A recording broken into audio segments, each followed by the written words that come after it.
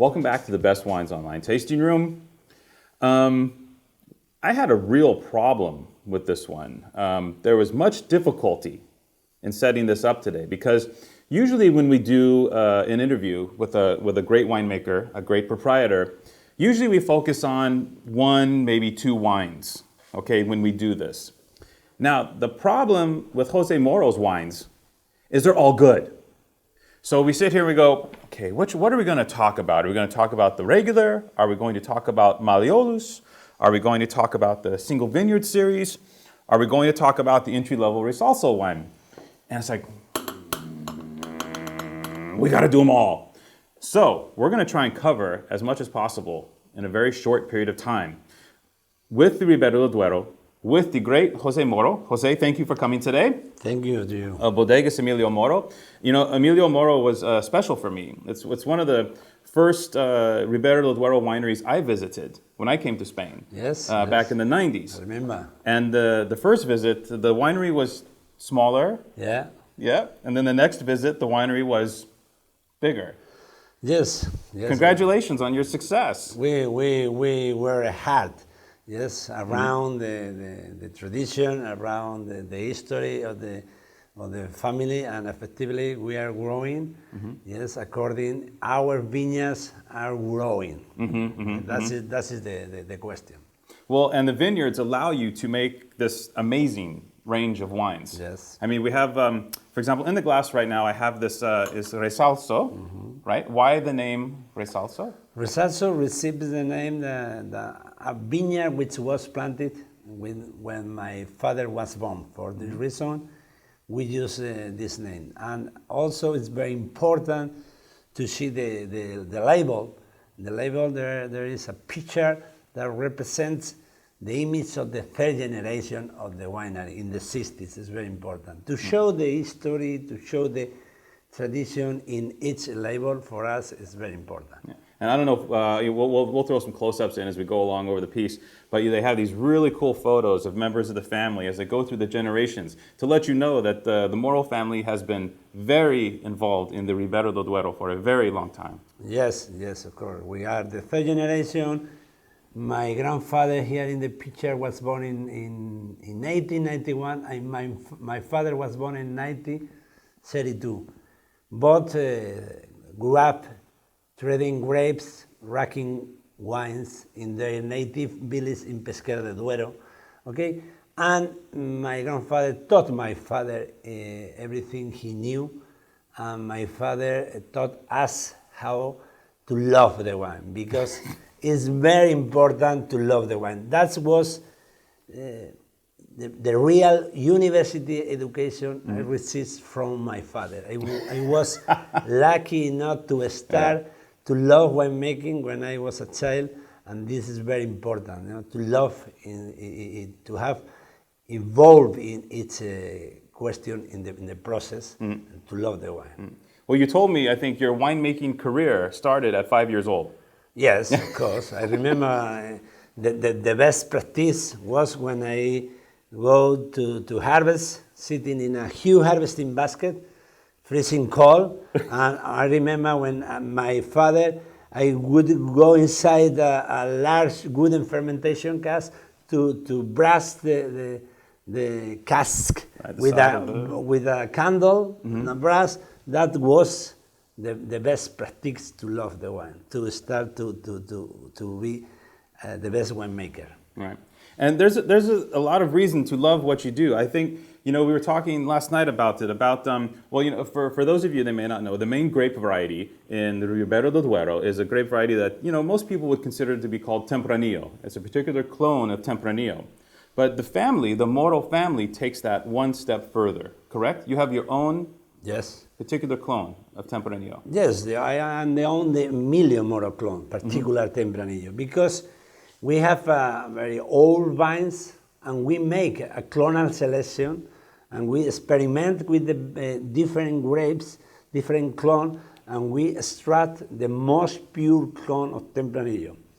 Later, we signed different agreements with university for discover this this clone, and in this way, we grafted all our vine with this pure clone of Tempranillo, and for this reason, really is the best asset the Emilio Moro winery has.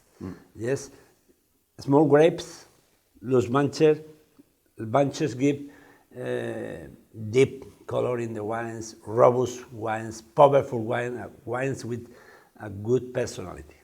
Obviously. These are, yeah, it's dark. And that's something that, because, Tempranillo, in America, we think of Tempranillo just as, oh, it's Tempranillo. Just like, we think of, oh, Cabernet. And we don't talk about that there could be 50 different Tempranillos. Yes, could be. But I think it is very important to have, of course, the best clone. But it's necessary also to develop the best clone in the best terroir. Yep. The best climatic condition, the best soil, of course, the best variety, and also how we grow the vines. It's very important to determine the time for harvest, to care the vineyard. It's very important to have an exclusive personality in the wines, I think. And when you talk about terroir, the discussions last night we had as well focused a lot on the differences between chalk and clay. Yes, we had the two single vineyard because we had the Malleolus. Malleolus is a Latin word and means majuelo. Is how we call in Pesquera del Duero the old vines, and specifically we produce these two parcels. Why? Because it's two different kind of soil. Valderamiro clay soil in Ribera del Duero gives character, gives personality, yes, authenticity. And the Malleolus de Sancho Martin is produced with chalky soil.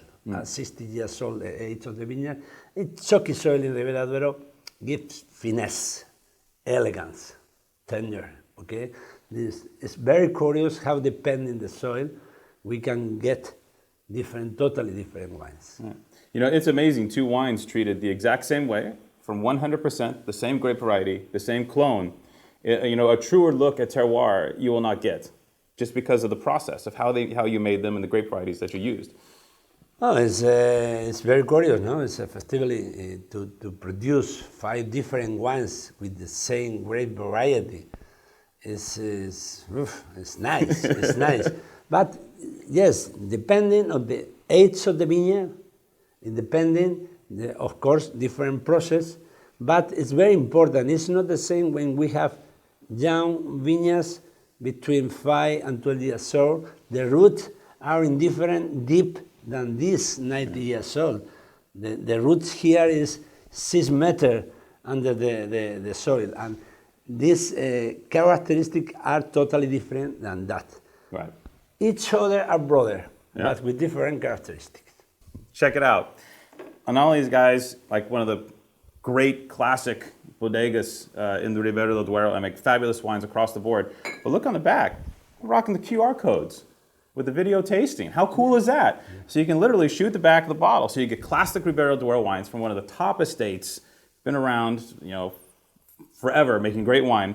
And on top of that, they're progressive enough to throw the QR codes in the back. That's very cool, Jose. I think it's very important. To have the good wine is necessary to maintain a good balance triangle between alcohol, acidity, and structure. We think to have the best winery is necessary to maintain the best balance triangle between the tradition, the innovation, and the social responsibility. Here is the part of innovation, okay? Yeah. The tradition is here, the different picture, different age, generation, and the social responsibility. And Emilio Moro has the foundation, Emilio Moro Foundation, is dedicated to financial projects in the third world relationship with the problem of the water. We work under the slogan, wine, health, water. And these 3 aspects we work honestly in the winery. Right?